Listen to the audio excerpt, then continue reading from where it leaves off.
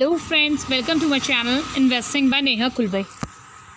सबसे पहले हम ये समझ लेते हैं कि ब्रेकआउट क्या होता है। जब कोई शेयर एक पर्टिकुलर रेंज में ट्रेड कर रहा होता है और उसके बाद वो उस रेंज को तोड़ करके या तो फिर ऊपर की तरफ निकल जाए या फिर वो नीचे की तरफ आ जाए, तो इसको हम ब्रेकआउट बोलते हैं। या फिर हम अगर वो नीचे की तरफ आता है तो हम उसे ब्रेकडाउन बोलते हैं। अगर आप सही टाइम पे सही ब्रेकआउट का पता लगा लेते हैं तो आप एक काफ़ी अच्छा अपना प्रॉफिट कमा सकते हैं। लेकिन कभी कभी ऐसा होता है कि शेयर को जिस डायरेक्शन में चलना होता है वो उस डायरेक्शन में ना जा कर के उसकी अपोजिट डायरेक्शन में जाता है और फिर बाद में वो अपनी जो एक्चुअल डायरेक्शन है, जिस डायरेक्शन में उसको चलना होता है, उस डायरेक्शन में वापस आ जाता है। और ऐसे में सबसे ज़्यादा रिटेल इन्वेस्टर्स फंसते हैं। वो सोचते हैं कि शेयर तो इस रेंज में ट्रेड कर रहा था, अब ये शेयर गिरने लग गया है तो हो सकता है कि ये आगे जा कर के गिरे और हम इसमें से अपनी पोजीशन क्लोज़ कर देते हैं। और वो कुछ ऐसा होता है कि 1 या 2 दिन में वो रिवर्स लेता है और उसमें काफ़ी अच्छा आपको इंक्रीज़ भी देखने को मिलता है।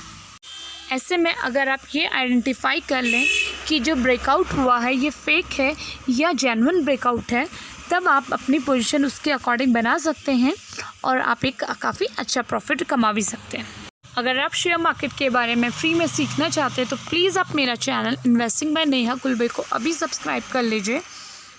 और हाँ, अगर आपने पहले से ही मेरा चैनल इन्वेस्टिंग बाय नेहा कुलबाई को सब्सक्राइब किया हुआ है तो आप बेल नोटिफिकेशन प्रेस कर लीजिए, जिससे मैं कोई भी नया वीडियो अपलोड करूँगी तो उसका आपको नोटिफिकेशन मिल जाएगा और आपसे कोई भी वीडियो मिस नहीं होगी। देख सकते हैं 2 बार इस शेयर ने इस पर्टिकुलर लेवल को काटने की कोशिश की, जो मैंने यहाँ पे आपको पर्पल लाइन से दिखाया हुआ है, लेकिन ये शेयर यहाँ पे सक्सेसफुल नहीं हो पाया।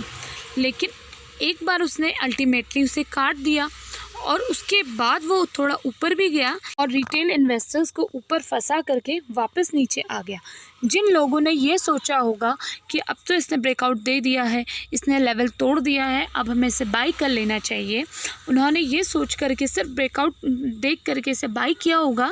लेकिन उसके बाद आप देख सकते हैं कि थोड़ा बहुत ऊपर जाने के बाद वो दोबारा से नीचे आ गया और वो उस लेवल को भी, जो उसका लेवल था, जो इसका जिस लेवल को तोड़ नहीं पा रहा था ऊपर की तरफ, वो लेवल को भी तोड़ करके बहुत ज़्यादा नीचे गिर गया। अगर आपको रियल ब्रेकआउट और फेक ब्रेकआउट के बीच में डिफरेंस नहीं पता होगा तो आप इसी तरह से ब्रेकआउट समझ करके किसी भी शेयर में फंस सकते हैं। सपोज़ कीजिए आपको इस बार ये कंफर्म नहीं है कि जो ब्रेकआउट हुआ है ये फॉल्स ब्रेकआउट है या फिर एक्चुअल ब्रेकआउट है, तब आप यहाँ पे एक काम कर सकते हैं।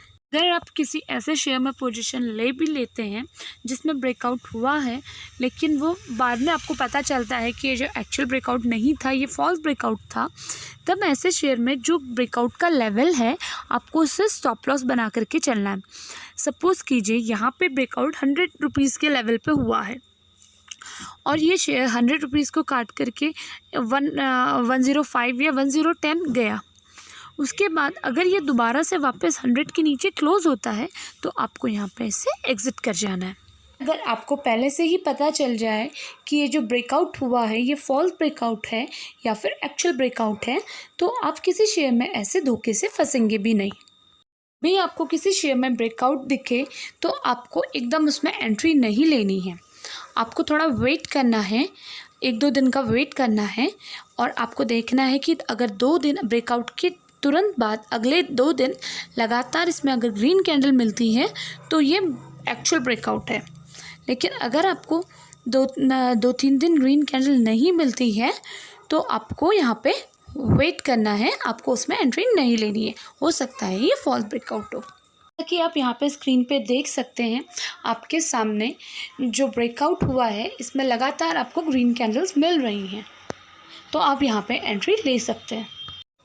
एक्चुअल ब्रेकआउट पता करने का एक और तरीका ये भी है कि आपको ये देखना है कोई पर्टिकुलर शेयर किसी रेंज बॉन्ड कब तक का कंसोलिडेट हो रहा है। अगर कोई शेयर बहुत लंबे टाइम तक किसी पर्टिकुलर रेंज में कंसोलिडेट होता है और उसके बाद वो ऊपर की तरफ का ब्रेकआउट देता है तो यहाँ पे जो फॉल्स ब्रेकआउट होने के चांस हैं वो बहुत कम हो जाते हैं। यहाँ पे जो मैं लंबे टाइम पीरियड की बात कर रही हूँ वो टाइम पीरियड 1 साल या उससे ज़्यादा का भी टाइम पीरियड हो सकता है।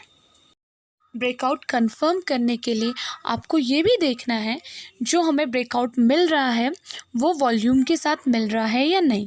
अगर आपको वॉल्यूम के साथ ब्रेकआउट मिलता है तो यहाँ पे जो फेक ब्रेकआउट होने के जो चांसेस हैं वो बहुत कम हो जाते हैं। पे आपको ये देखना है जो ब्रेकआउट वाली कैंडल बनी है उसमें जो वॉल्यूम हो रही है वो प्रीवियस जो कैंडल्स हैं उससे बहुत ज़्यादा वॉल्यूम हो।